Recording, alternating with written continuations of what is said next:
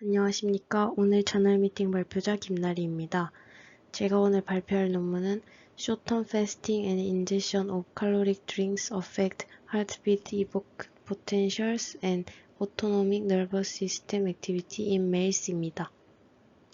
본 논문은 Frontiers in Neuroscience 저널에 2021년 게재되었으며 이 저널의 임팩트 팩터는 3.2로 뉴로사이언시스 분야에서 Q2에 해당됩니다.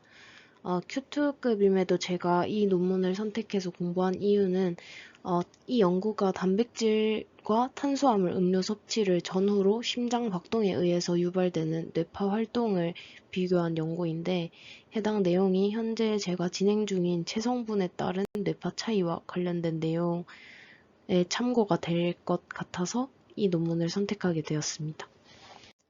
인트로로 넘어가기 전에 먼저 간단한 백그라운드를 설명드리도록 하겠습니다.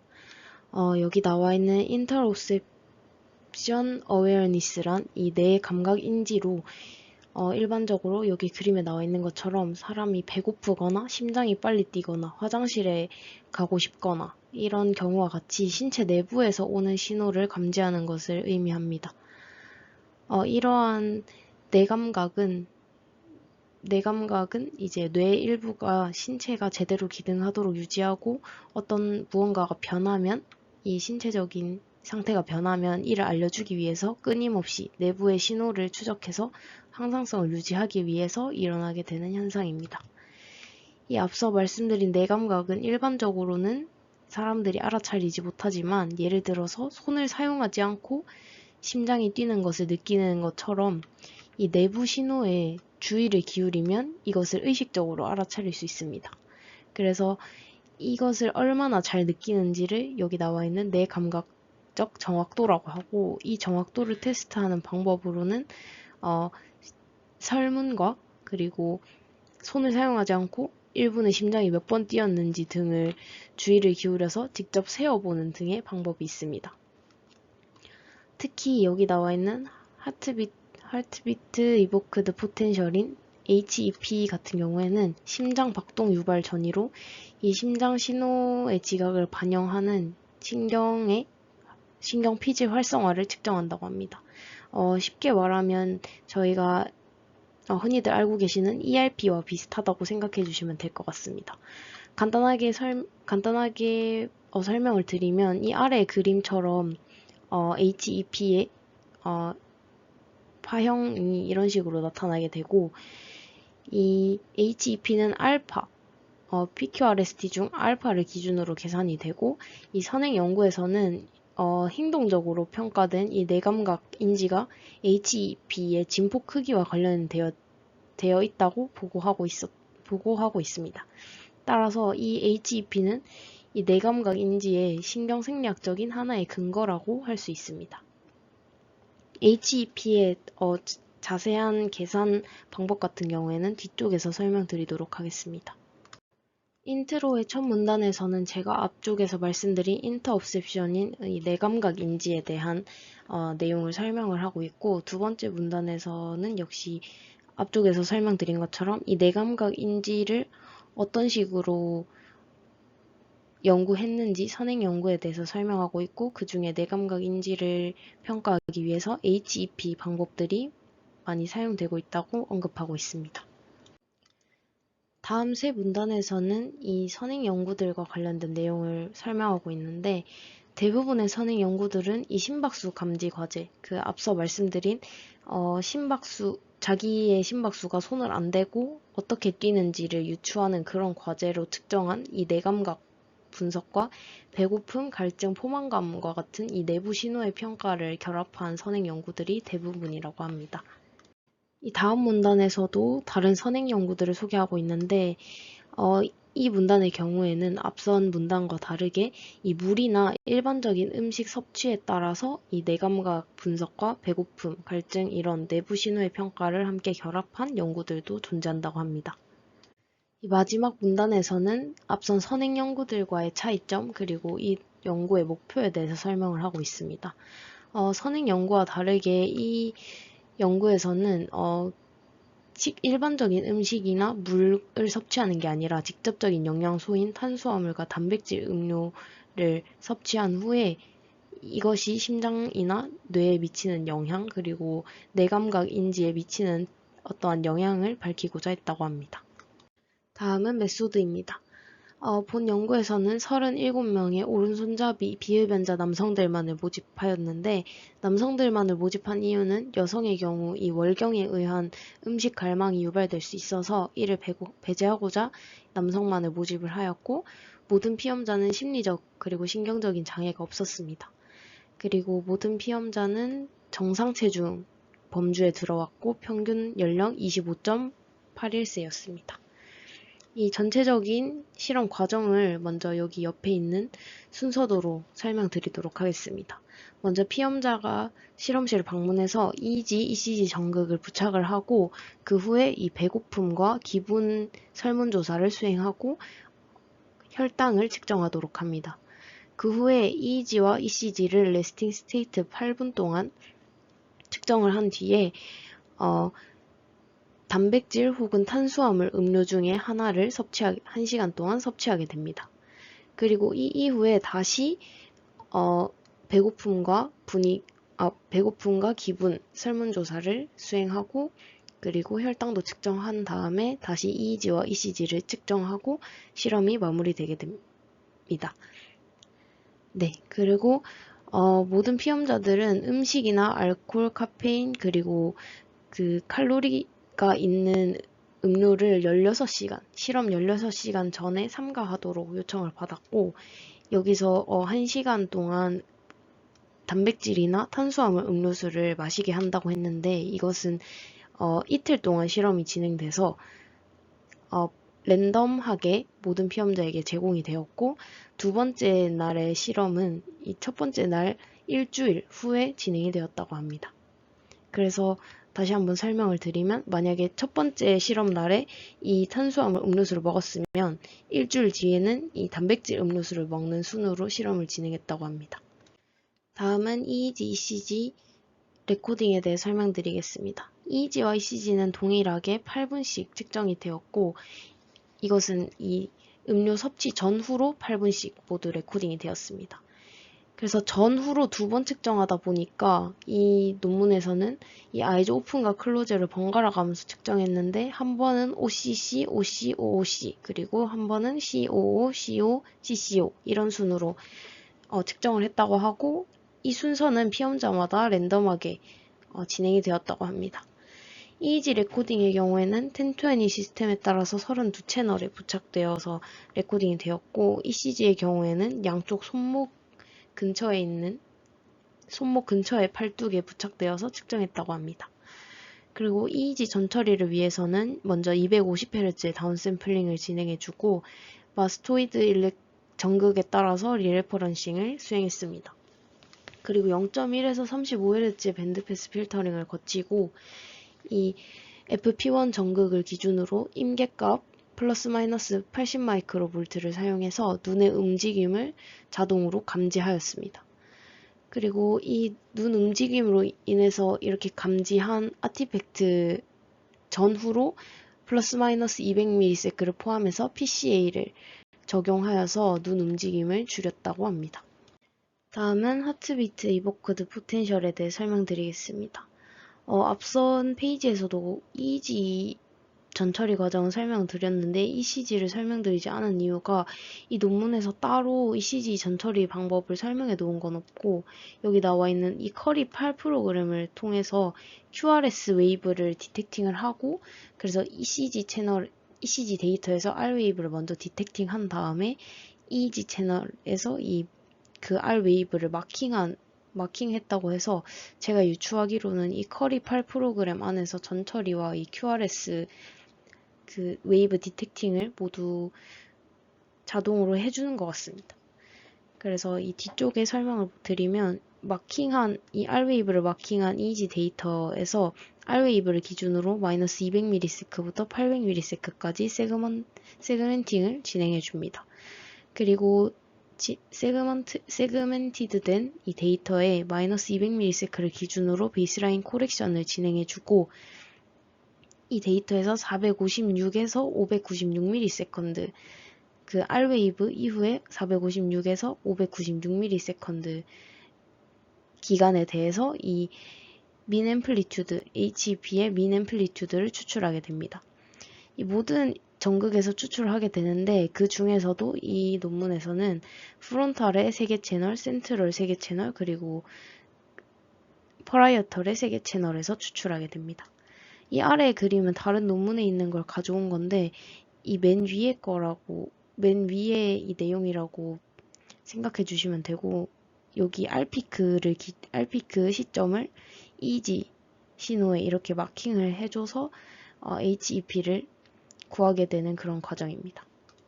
다음은 하트레이트 베리어빌리티인 HRV 활용에 대해서 설명드리겠습니다. HRV 같은 경우에는 50Hz의 노치 필터링을 적용한 이후에 계산되었다고 합니다. 계산된 지표로는 평균 하트레이트, 그리고 평균 RR 인터벌, 그리고 스탠다드 데비에이션 NN 인터벌인 SDNN, LFHF 레이시오, 그리고 스트레스 인덱스와 교감, 부교감 신경 인덱스를 활용했다고 합니다.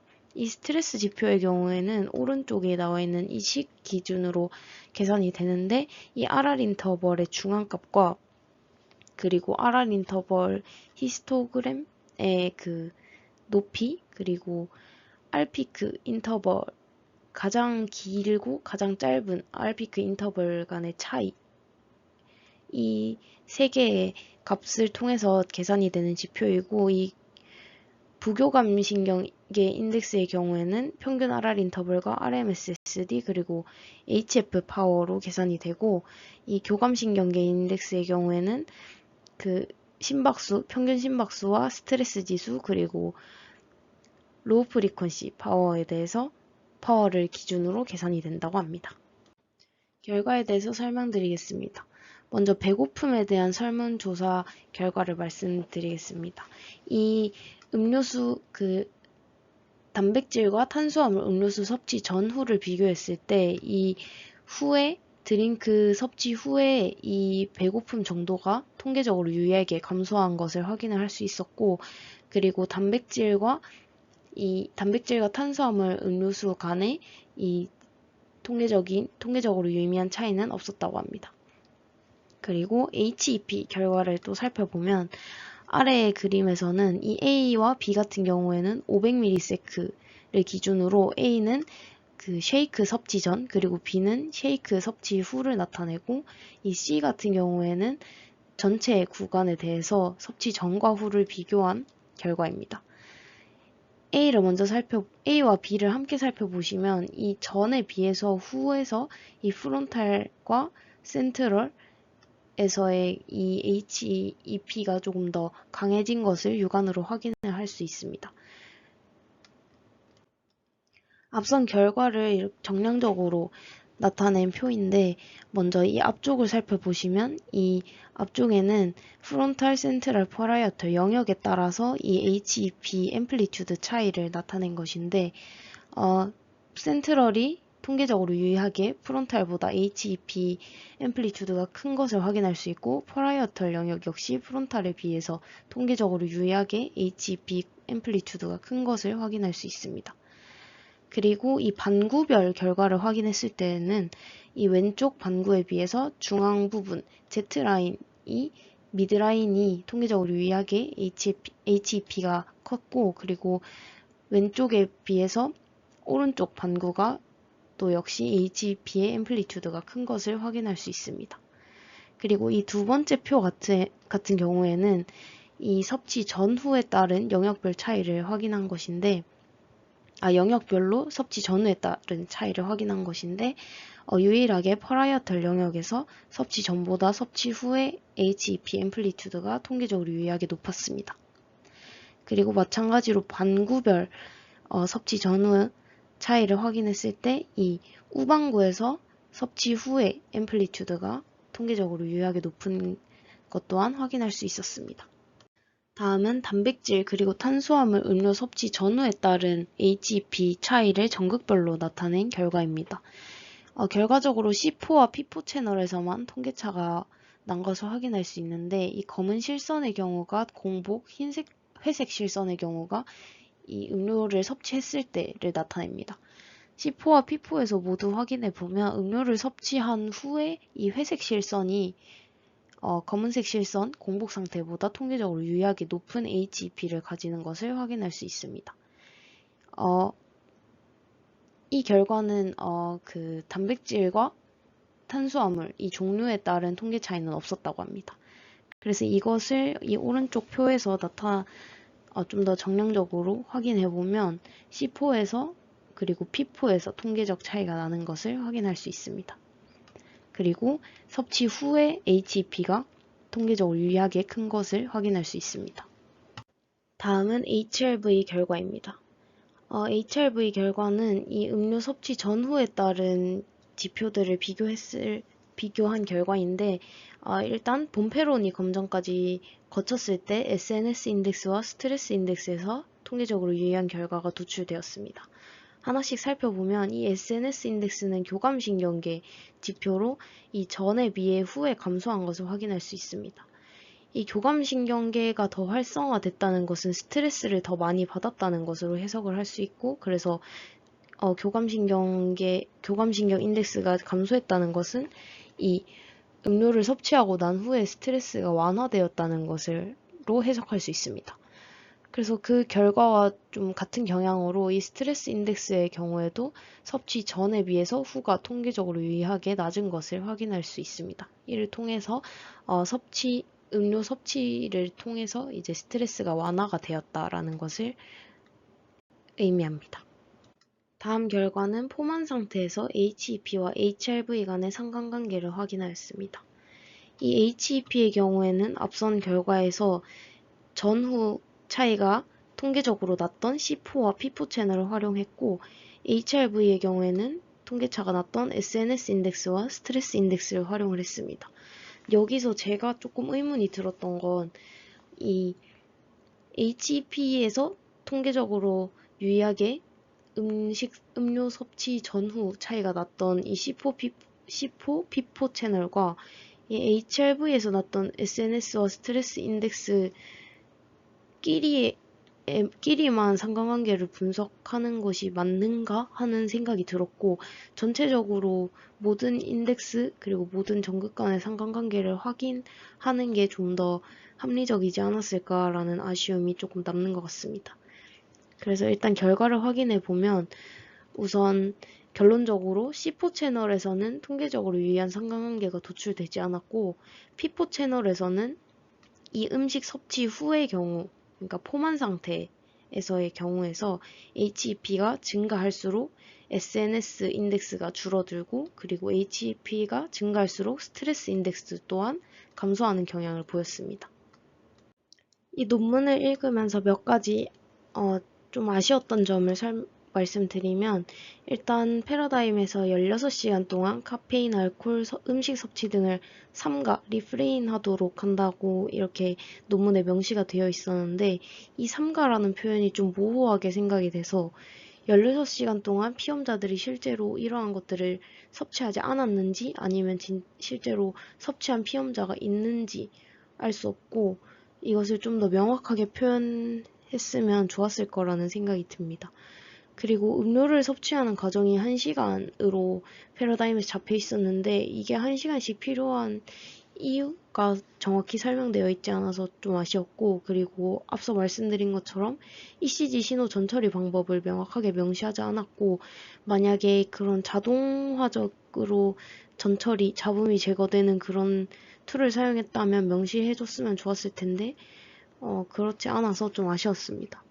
그리고 특히 HEP나 SNS, PNS 등과 같은 지표들을 도출하는 과정이 자세하게 설명되어 있지 않아서 제가 직접 조사하고 이렇게 발표에 녹였는데, 이런 것들이 논문에 간단하게라도 조금 설명이 되어 있었다면 더 읽기 쉽고 좀 더 좋은 논문이 되지 않았을까라는 생각이 들어서 아쉬웠던 것 같습니다. 그래서 이런 점들을 참고해서 추후에 제가 나중에 논문을 적을 때도 이런 점들을 고려해야겠다는 생각이 들었습니다. 긴 발표 들어주셔서 감사합니다.